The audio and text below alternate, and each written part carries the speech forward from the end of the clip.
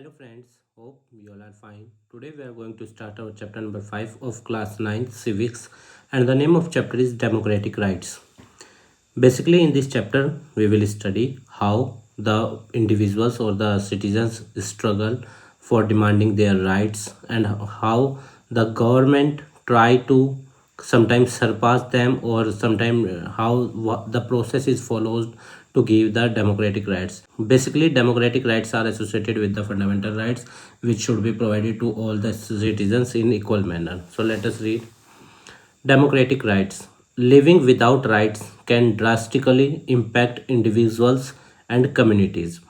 तो देखो, अगर मान लो कोई व्यक्ति या कोई भी सोसाइटी बिना अधिकारों के रह रहे हैं, जब इंडिविजुअल्स या कम्युनिटीज़, तो क्या होगा, उसमें लोग एक दूसरे के ऊपर हैवी हो जाएंगे, एक दूसरे को डिस्क्रिमिनेशन करेंगे और कहीं से भी वो सोसाइटी किसी भी तरीके से अच्छी नहीं बन पाएगी. Often leading to severe injustice and hardship. Injustice और हार्डशिप हो सकता है, अन्याय हो सकता है ऐसे समाज में, क्योंकि डोमिनेट मेजॉरिटी फिर माइनॉरिटी के ऊपर डोमिनेट करेगी ना वैसे समय में, अगर डेमोक्रेटिक राइट्स नहीं होंगे. और हार्डशिप मतलब एक तरह का आप कह सकते हो कि हर तरफ करप्शन, क्राइम, ये सब चीज़ें होने लगेंगी, बुरा वक्त. 3 एग्जाम्पल्स इस चैप्टर के अंदर हमने देखने हैं जिसमें लोगों ने मतलब कि स्ट्रगल करना पड़ता है उनको, क्योंकि जो राइट्स होते हैं वो अवेलेबल नहीं होते. तो आइए, सबसे पहली जो कहानी है वो है prison in Guantanamo Bay. Guantanamo Bay become infamous as a site where individuals suspected of terrorism were detained by the United States of America की जो गवर्नमेंट थी. वो ये गुंतानामो बे एक जगह है, कह सकते हो आप, एक तरह की जगह जहाँ पे अमेरिका उन टेररिस्ट लोगों को या ऐसे लोग जो टेररिज्म में इन्वॉल्व हो सकते हैं शक के बिना पे, उनको वहाँ पे लेके आती है. ये गवर्नमेंट दुनिया भर के देशों से उठाए गए थे. इस पे जॉन अब्राहम की मूवी भी बनी है, देखना आप, है ना. तो अप्रॉक्सीमेटली 600 लोगों को उन्होंने पूरी दुनिया में से मतलब अरेस्ट किया, क्योंकि 9/11 के अटैक्स के बाद जिन पे डाउट था उन लोगों को इन्होंने उठाया वहाँ से, मतलब पूरी दुनिया में से अलग अलग जगहों पे, और वहाँ की गवर्नमेंट को पता भी नहीं लगने दिया. देखो कितने वो हैं, ठीक है ना. और कोई लीगल प्रोसेस फॉलो नहीं किया इन्होंने. The US government argued that these individuals were linked to 9/11 attacks and posed a threat to national security. और यूएस गवर्नमेंट का ये मानना था कि ये जो 600 लोग हैं ना, ये टेररिस्ट अटैक से जुड़े हुए हैं. वो जो 9/11 अटैक हुआ था अमेरिका के अंदर, ओसामा बिन लादेन वाला, उससे जुड़े हुए हैं और ये नेशनल सिक्योरिटी पे खतरा है. The detainees faced prolonged detention without trial. बिना कोर्ट में ट्रायल किए उन्हें डिटेन किया गया, मतलब मारा पीटा गया, वो सब चीज़ें की गई. और ना ही उन्हें लीगल राइट्स यूज़ करने दिए गए. Rising international concerns about human right violations and the rule of law. और ये क्या था, मतलब कि ह्यूमन राइट्स वायलेशन थे और रूल ऑफ लॉ के भी चीज़ें खिलाफ थी, ये जो इन्होंने किया था.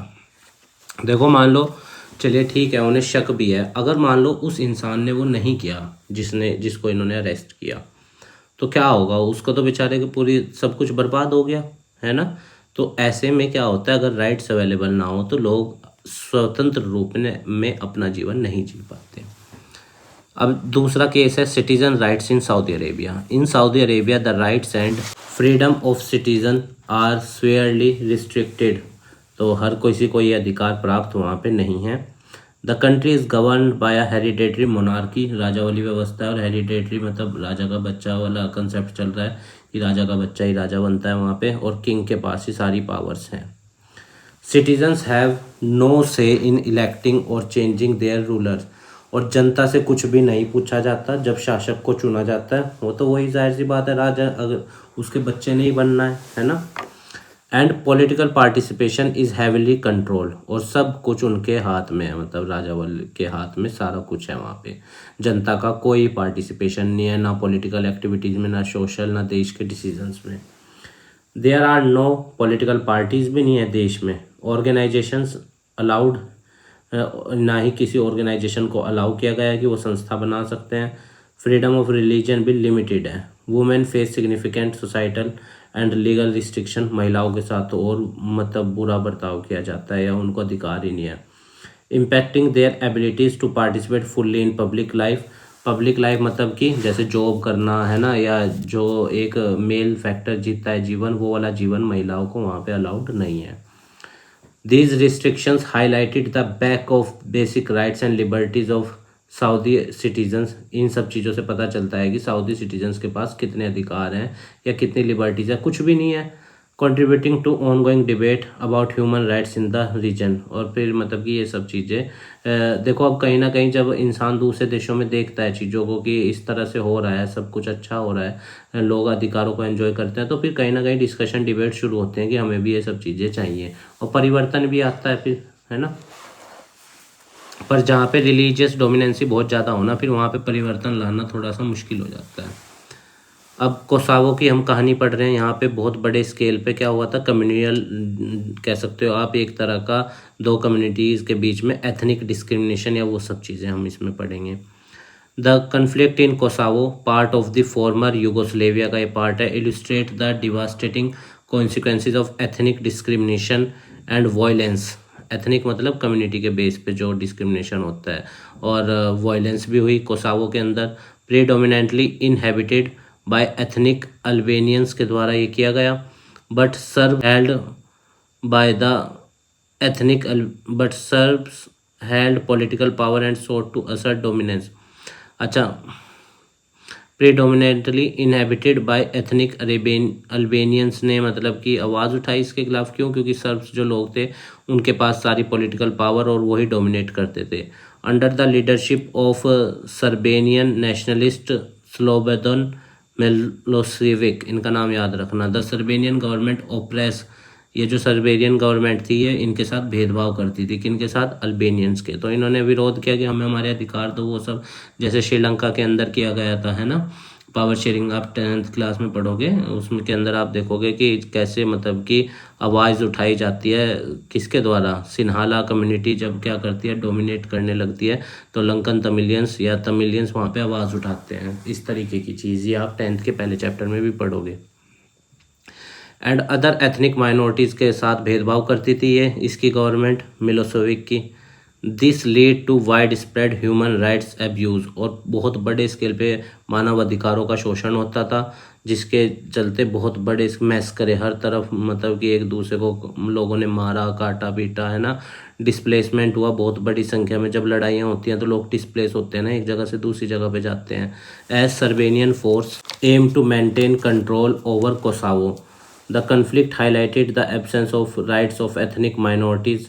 और ये जो विवाद था ये क्या दर्शाता है कि जो एथनिक माइनॉरिटीज़ हैं उनको वहाँ अधिकार नहीं है। आप इंडियन कॉन्स्टिट्यूशन में देखो, हमारे यहाँ माइनॉरिटीज़ के लिए स्पेशल 2 आर्टिकल हैं, आर्टिकल 29 और 30 इंडियन कॉन्स्टिट्यूशन में। बाकी अधिकार भी हैं लोगों को, पर 29 और 30 माइनॉरिटी को प्रोटेक्ट करता है, पर इनके यहाँ पे ऐसा नहीं था। underscored the urgent need for international intervention to protect vulnerable population and uphold human rights standard। और बहुत ही ज़्यादा ज़रूरत थी कि इंटरनेशनल ऑर्गेनाइजेशंस इसमें दखल दें, और जो वहाँ के लोग मतलब कि अपने अधिकारों को यूज़ नहीं कर पा रहे हैं या उनको कोई अधिकार नहीं मिल रहे, वो उनको मिले। अब देखो, लोकतंत्र के अंदर तो बहुत सारे अधिकार प्राप्त होते हैं लोगों को, जैसे हम लोगों को है ना। इंडियन कॉन्स्टिट्यूशन में आप देखो 6 फंडामेंटल राइट्स हैं हमारे पास। जब संविधान बना था तब 7 थे, फिर 44th अमेंडमेंट एक्ट 1978 के तहत राइट टू प्रॉपर्टी को फंडामेंटल राइट की लिस्ट से निकाल के लीगल राइट बना दिया था।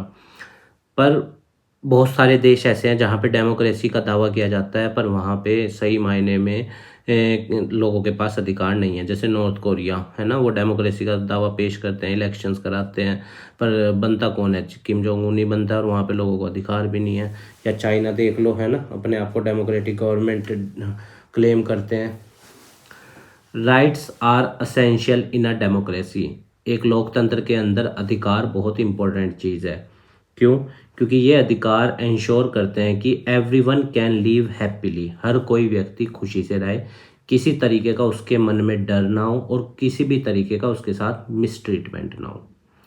In a democratic society, rights are based on the principle that individuals should be able to expect others to act in a way that do not harm or infringe upon their well-being। एक लोकतंत्र के अंदर लोग ऐसी अपेक्षा रखते हैं कि हर व्यक्ति इस तरीके से दूसरे व्यक्ति को ट्रीट करेगा कि जिससे उसके अधिकार एक्सप्लॉइट ना हो, ना किसी तरीके का उसको नुकसान पहुंचे। Similarly individual must also refrain from actions that could harm other. और इसी तरह जब हम ऐसा एक्सपेक्ट करते हैं कि कोई हमें नुकसान ना पहुंचाए, तो हमारी रेस्पॉन्सिबिलिटी बनती है कि हम भी किसी को नुकसान ना पहुंचाएं। A right exist when individual can make a claim that is equally valid. और एक अधिकार तभी लागू हो पाते हैं जब हर किसी को वो मिले इक्वली, हर किसी के लिए हो वो सोसाइटी के अंदर। This means that right come with the responsibility. तो अधिकार अपने साथ जिम्मेदारी लाते हैं कि देखो, अगर मैं ये चाहता हूँ कि दूसरे मेरे अधिकारों की रेस्पेक्ट करें, तो मेरी भी जिम्मेदारी है दूसरे के अधिकारों की रेस्पेक्ट करना। ठीक है ना। Different society change over time reflecting societal values and norms. अब हमें पता है कि कई बार क्या होता है कि चीज़ें बदलती रहती हैं, सोसाइटी के अंदर डाइवर्सिटी भी होती है। तो ऐसे में हमें क्या है कि दूसरे के अधिकारों की या दूसरे के मतलब प्रैक्टिसेस की, हमें नॉर्म्स की रिस्पेक्ट करनी चाहिए, है ना। मेनली डेमोक्रेसी के अंदर एक सबसे बढ़िया चीज़ ये भी होती है कि लोगों के अंदर पेशेंस और टॉलरेंस पावर होनी चाहिए, तभी लोकतंत्र सही मायने में लोकतंत्र बना रहता है। क्यों? क्योंकि लोकतंत्र के अंदर डाइवर्सिटीज़ बहुत ज़्यादा है।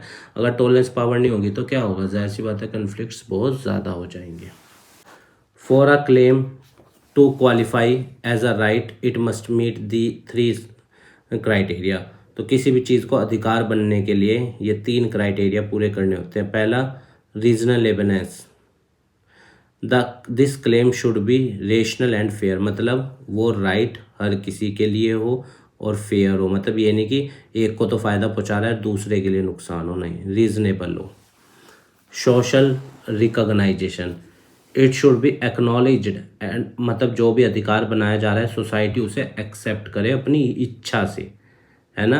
और लेजिटिमेट एक्सपेक्टेशन, जब पूरी सोसाइटी उसको एक्सेप्ट करेगी तभी उस चीज़ को अधिकार बनाया जाए। Abstract ideals but practical guarantee that individuals. और तीसरा चीज़ है लीगल रिकॉग्नाइजेशन, ये भी देख ले। और the third one is legal recognition. The claim should be supported and enforceable by law. और जो भी चीज़ अधिकार बनाई जा रही है वो कानून के हिसाब से बनाई जाए, संवैधानिक मूल्यों को ध्यान में रख के बनाई जाए। These qualities ensures that rights are not just abstract ideals but practical guarantee। तो ये तीनों चीज़ें क्या दिखाती हैं कि ये नहीं कि राइट बनाया और सबके ऊपर थोप दिया, नहीं। प्रैक्टिकल गारंटी है, individuals can relay upon in their daily life. और रोजाना वाले जीवन में इंसान इन इंडिविजुअल्स इन अधिकारों को यूज़ करेंगे। Bye defining and protecting rights democracy uphold fairness. अगर सबको इक्वली मिलेंगे और सबके अधिकारों की रक्षा होगी तो लोकतंत्र के अंदर फेयरनेस आएगी, इक्वलिटी आएगी और डिग्निटी हर इंसान की सुरक्षित रहेगी समाज के अंदर। Why do we need rights in democracy? अब देखो, लोकतंत्र के अंदर ना अलग अलग भाषाएं बोलते हैं लोग, अलग अलग कल्चर है, अलग अलग ट्रेडिशन है, मेजोरिटी माइनॉरिटी का कंसेप्ट भी है, अलग अलग रिलीजियस बिलीफ भी हैं। तो अगर अधिकार नहीं होंगे तो क्या होगा? सब एक दूसरे पे हैवी हो जाएंगे और फिर लड़ाइयाँ, वो सब चीज़ें। इसीलिए लोकतंत्र के अंदर बहुत ज़रूरी है क्या? अधिकार होना। In a democracy rights are important for several important reason. लोकतंत्र के अंदर अधिकार बहुत ज़्यादा ज़रूरी हैं बहुत से कारणों की वजह से। Firstly they ensure that every citizen has the freedom to vote. पहला तो ये राइट्स हमारी मदद करते हैं कि हर इंसान के पास अधिकार है राइट टू वोट का, इलेक्शन में खड़े होने का, है ना। Which are fundamental aspect of a democratic participation. इससे ही पता चलता है कि लोग लोकतंत्र में पार्टिसिपेट कर पा रहे हैं या नहीं। अगर किसी देश में यही नहीं अधिकार हैं तो फिर क्या क्या ही लोकतंत्र के अंदर लोग पार्टिसिपेट करेंगे या लोकतंत्र के अंदर गवर्नेंस में। Beyond these political rights there are, इन पॉलिटिकल राइट्स से अलग ब्रॉडर रीज़न है कि क्यों अधिकार मिलने चाहिए। जैसे पहला, प्रोटेक्शन ऑफ माइनॉरिटी। देखो, हमें पता है लोकतंत्र के अंदर डाइवर्सिटी होती है ना। कोई कम्युनिटी मेजोरिटी में है, कोई माइनॉरिटी में। जैसे for example in India Hindus are in majority and Muslim, Sikh, Jain, Parsi, Bauddh, जुडिस, दीज आर इन माइनॉरिटीज। तो एक कम्युनिटी दूसरी कम्युनिटी पे हैवी ना हो जाए जो माइनॉरिटी में है, उसको प्रोटेक्ट करना। आप 10th क्लास में देखोगे सिन्हाला वाले 1956 का मेजोरिटेरियन एक्ट पास करके तमिलियंस पे हैवी होना चाहते हैं। हुआ क्या? Civil war. तो इसीलिए तो इंडियन कॉन्स्टिट्यूशन में आर्टिकल 29-30 डाला कि माइनॉरिटी को भी उतने ही अधिकार हैं जितने मेजोरिटी वाले को हैं। तो पहली चीज़, लोकतंत्र के अंदर माइनॉरिटी प्रोटेक्ट रहनी चाहिए। Right safeguard minorities from potential discrimination और operation by the majority. Majority किसी भी तरीके का भेदभाव ना कर पाए माइनॉरिटी के साथ, ना ही उन पे हैवी हो पाए। दे इंश्योर दैट इंडिविजुअल्स और group with differing beliefs, backgrounds और आइडेंटिटीज आर ट्रीटेड फेयरली। चाहे वो कोई भी इंसान किसी भी धर्म, जाति, भाषा या विश्वास में अलग अलग विश्वास रखने वाला है, सब इक्वल ट्रीट हो और सब लॉ के समक्ष इक्वल है। तो पहला कारण है माइनॉरिटी का प्रोटेक्शन। दूसरा कारण है लीगल सेफ गार्ड। देखो, अगर अधिकार होंगे तो सब लीगली सेफ गार्ड होंगे, सब अपने आप को लीगली मजबूत मानेंगे। मान लो जैसे कोई व्यक्ति दूसरे के अधिकारों का एक्सप्लॉयटेशन करता है, तो वो दूसरा व्यक्ति जिसके अधिकार एक्सप्लॉयट हुए वो कोर्ट जा सकता है। तो अधिकार मदद करते हैं एक इंसान को लीगली सेफ करने में। Rights are the legal protection. हर सिटीजन के पास ये लीगल प्रोटेक्शन है। अगर किसी भी तरीके का इनजस्टिस या मिस ट्रीटमेंट वो फेस कर रहा है तो वो कोर्ट जा सकता है और लीगल एक्शन उसके खिलाफ लिए जाएंगे, उस व्यक्ति के खिलाफ जिसने राइट्स को एक्सप्लॉइट किया है। Individual freedom. अब देखो, अगर किसी को अधिकार प्राप्त है एक देश के अंदर तो इंसान फिर अपने आप को स्वतंत्र भी महसूस करता है। किस तरीके की स्वतंत्रता? जैसे देखते हैं, rights uphold personal freedom. Article 19 की बात कर रहा है इसमें पूरे में हेडिंग में। हमारे यहाँ आर्टिकल 19 6 आज़ादी हैं वो यही हैं। Freedom of speech, expression and assemble, है ना, या फ्रीडम ऑफ प्रोफेशन, या these freedoms allow citizen to voice their opinion. लोकतंत्र के अंदर इंसान अपनी ओपिनियन को बोलने के लिए स्वतंत्र होता है, पब्लिक डिस्कशन में पार्टिसिपेट कर सकता है, पीसफुली एडवोकेट कर सकता है ना चेंज को, या फिर मान लो किसी तरीके के परिवर्तन के खिलाफ आवाज़ भी उठा सकता है शांतिपूर्वक। तो कहने का मतलब क्या है? इंडिविजुअल अपने आप को फ्री फील करते हैं अगर उनको अधिकार हो। Equality and justice. अगर सबको अधिकार होंगे तो सब इक्वल फील करेंगे और सबके साथ न्याय होगा। जैसे हमारे यहाँ आर्टिकल 14 है या आर्टिकल 15 है, कोई डिस्क्रिमिनेशन नहीं। इसमें आर्टिकल 15 की बात चल रही है हमारे यहाँ। Rights promote equality. जो अधिकार होते हैं वो इक्वलिटी को प्रमोट करते हैं, डिस्क्रिमिनेशन को रोकते हैं। जैसे कौन सा डिस्क्रिमिनेशन? अब आर्टिकल 15 है यहाँ पे, race, gender, religion, social economic status, ये सब है ना। आर्टिकल 17 भी आ गया यहाँ पे, abolition of untouchability. They ensure that all individuals have, और अधिकार इस चीज़ को इंश्योर करते हैं कि हर इंसान के पास एक्सेस हो अपॉर्चुनिटी का, आर्टिकल 16 इंडियन कॉन्स्टिट्यूशन का, and resources on can equally basis controlling to a more just and inclusive society. और इस तरीके की सोसाइटी बनाई जाए जिसके अंदर सब इक्वल हों और कोई भी एक्सक्लूड ना हो, किसी का भी सोशल एक्सक्लूजन ना हो, इंक्लूसिव सोसाइटी। डेमोक्रेटिक वैल्यू का मतलब राइट्स जो होते हैं ना। अब देखो, अगर हमें अधिकार हैं तो जो हमारे शासक हैं चुने गए, वो पावर को एब्सोल्यूट मैनर में यूज़ नहीं कर सकते, ठीक है ना। उन्हें हमारी डिग्निटी की रेस्पेक्ट करनी पड़ेगी और वो हमारे प्रति रेस्पॉन्सिबल भी होंगे, अकाउंटेबल भी होंगे। ट्रांसपेरेंसी होती है, फेयरनेस होती है डेमोक्रेसी के अंदर, गवर्नेंस अच्छी होती है ना। तो और सिटीजन्स भी या गवर्नमेंट के बीच में एक अच्छा तालमेल बना रहता है अगर अधिकार हों इंडिविजुअल्स को available. Rights in Indian constitution, आप जानते हो 6 फंडामेंटल राइट्स हैं, यूएस के कॉन्स्टिट्यूशन से लिए गए हैं हमारे यहाँ। फंडामेंटल ड्यूटीज यूएसएसआर के कॉन्स्टिट्यूशन से।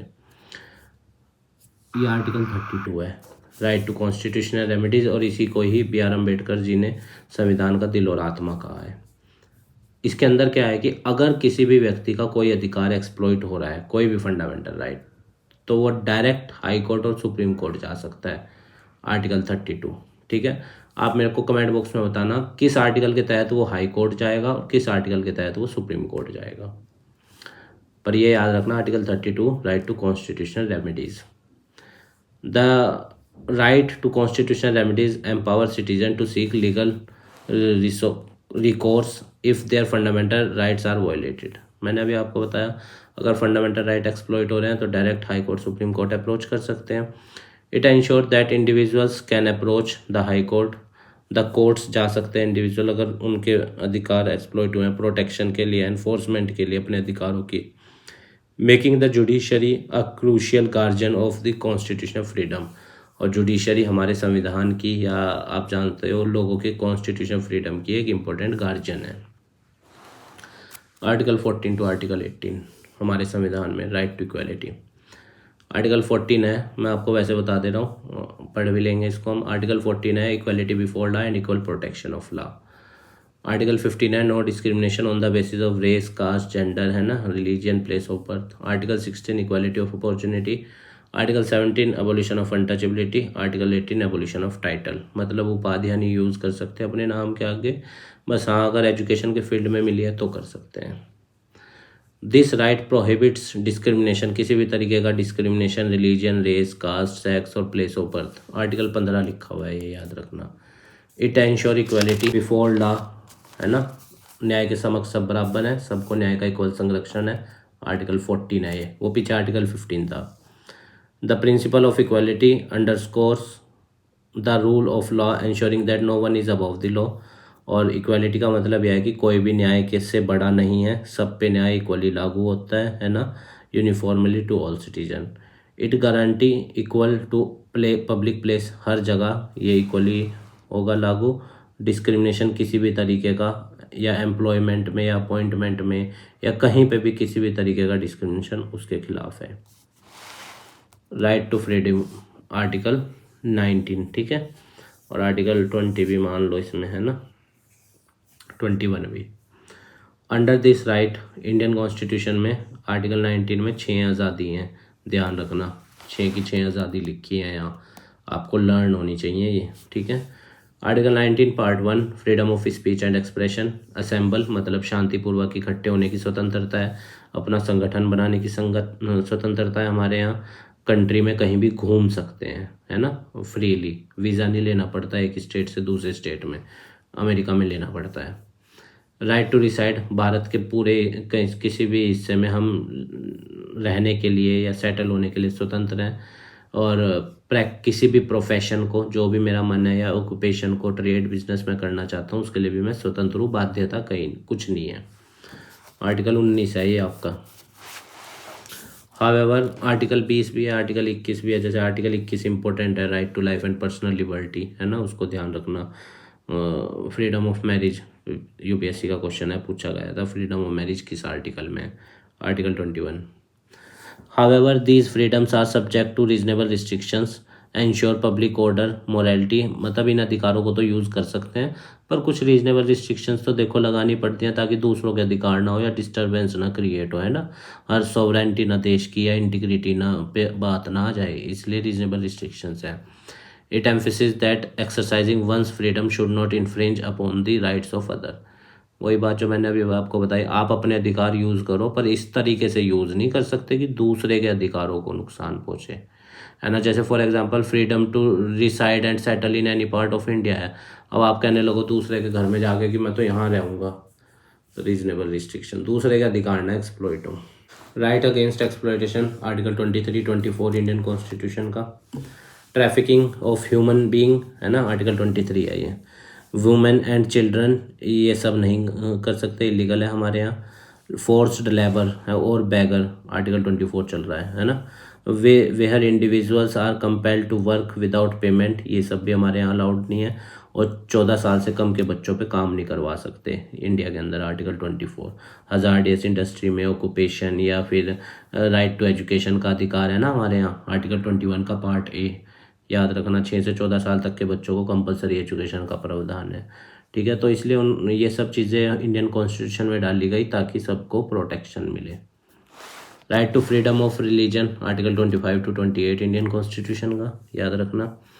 Every person in India has the right to profess, practice and propagate any religion, कोई भी धर्म मानने के लिए आप स्वतंत्र हैं इंडिया के अंदर, आर्टिकल 25 आपकी चॉइस है। India is a secular state, secular state means हर वो देश जिसके अंदर सभी धर्मों को बराबर अधिकार प्राप्त होते हैं और देश का कोई एक पर्टिकुलर रिलीजन घोषित नहीं होता। मतलब कि जैसे पाकिस्तान ने तो अपना धर्म इस्लाम घोषित कर रखा, हमने नहीं कर रखा। हम सेकुलर देश हैं, सभी धर्मों को बराबर का अधिकार है हमारे यहाँ। Does not promote any particular religion, secular state का मतलब होता है देश की सरकार किसी एक पर्टिकुलर रिलीजन को प्रमोट नहीं करेगी, है ना। However practice of religion is subject, मतलब ये हर किसी पे अपना अलग वे में मैटर होता है। जैसे मान लो हर कोई गॉड को अपने नज़रिए से प्रे करता है ना। To public order, morality and health and activities that violates these principles are not protected under this right. तो मतलब कुछ भी ऐसा नहीं करना है धार्मिक वे में कि जिससे दूसरों को दिक्कत हो या किसी पे मतलब कि कोई भी डिस्टरबेंस क्रिएट हो। आप अपने फ्रीडम ऑफ रिलीजन के अधिकार को यूज़ कीजिए, कोई प्रॉब्लम नहीं है, पर किसी और को किसी तरीके की प्रॉब्लम ना क्रिएट हो, है ना। दूसरा भी अपने अधिकारों का एंजॉय करे, आप भी कीजिए। बस यही इंडियन कॉन्स्टिट्यूशन चाहता है और यही हमारी न्यायपालिका सुनिश्चित करती है। Cultural and educational right minority का अधिकार है, आर्टिकल 29 और 30। Culture and education right, this right ensure that preservation and promotion of the cultural and educational right of minority, article 29. minorities with distinct language और culture have the right to conserve their heritage, वो अपने heritage या अपनी चीज़ों को या अपनी जो भी उनकी चीज़ें हैं उनको प्रोटेक्ट कर सकते हैं। 29. Not citizen can be denied admission to educational institution of their choice, ensure their autonomy in educational matters. और वही है, मतलब एजुकेशनल मैटर्स में भी हर कोई स्वतंत्र है। जैसे फॉर एग्जांपल कोई रिलीजियस इंस्टीट्यूशन है तो ये नहीं कि उसमें एक पर्टिकुलर रिलीजन के लोग पढ़ेंगे, दूसरा कोई भी पढ़ सकता है, ठीक है ना। उसको मतलब कि मना नहीं किया जाएगा। These fundamental rights are integral to the Indian Constitution, providing a framework for individual liberties. Bharat के संविधान में इन अधिकारों को मेंशन किया गया है और इंडिविजुअल लिबर्टीज़ की भी बात की गई है, प्रीएम्बल में बात की गई है लिबर्टी की। सोशल जस्टिस की प्रीएम्बल में बात है, इक्वालिटी अंडर द लॉ, है ना, और ये आर्टिकल 14 हो गया। दे एम्पावर सिटीजन, ये सब चीज़ें नागरिकों को एम्पावर करती हैं ताकि वो एक अच्छा जीवन, डिग्निफाइड लाइफ जी सकें और पार्टिसिपेट कर सकें एक्टिवली डेमोक्रेटिक प्रोसेस में, और रेनफोर्सिंग इंडियाज़ कमिटमेंट, और हर किसी का मतलब जस्टिस और इंक्लूसिविटी के कंसेप्ट को प्रमोट कर सकें। इसीलिए ये अधिकार सबको दिए गए हैं। हम इन अधिकारों की रक्षा कैसे कर सकते हैं, आइए देखते हैं। ये आर्टिकल 32 है ना। The right to constitutional remedies ensure that all other fundamental rights are enforceable. If any of our rights are violated we can approach the courts, है ना। डॉक्टर बी आर अम्बेडकर ने इसको हार्ट और सोल का Indian constitution का article 32 को, ये मैंने अभी आपको बताया था और मैंने क्वेश्चन किया था कि किस आर्टिकल के तहत हम हाई कोर्ट जाएंगे और किस आर्टिकल के तहत हम सुप्रीम कोर्ट जाएंगे अगर हमारा कोई फंडामेंटल राइट एक्सप्लॉइट होता है। Protection against government action, fundamental rights are protected against actions by legislature, executive मतलब विधायिका या कार्यपालिका कोई भी ऐसा कानून नहीं बना सकती जिससे लोगों के फंडामेंटल राइट एक्सप्लॉइट हो या सस्पेंड हो या उनसे मतलब कि छीने जाएं, ऐसा कुछ नहीं करा जा सकता। न्यायपालिका है हमारे यहाँ। अब धीरे धीरे स्कोप भी बढ़ रहा है राइट्स का, क्योंकि वक्त बदल रहा है ना। बहुत सारे राइट्स आए भी हैं दूसरी जगहों से, है ना। देख के आइए देखते हैं। Over the years scope of rights जो है वो बढ़ता जा रहा है ना। जुडिशियल इंटरप्रिटेशन के तहत, जुडिशरी कैसे इंटरप्रिटेट करती है, जुडिशियल रिव्यू और जुडिशियल एक्टिविज्म के जरिए। आइए देखते हैं। जैसे ड्राइव्ड राइट्स, ड्राइव्ड राइट्स क्या होते हैं, जैसे जो मतलब कि प्रेजेंट टाइम में सिचुएशंस को देख के बनाए गए हैं। जैसे right to information, RTI act है ना, ईयर बताना इसका। राइट टू एजुकेशन का ईयर बताना, चलिए इसका मैं ही बता देता हूँ, 2009।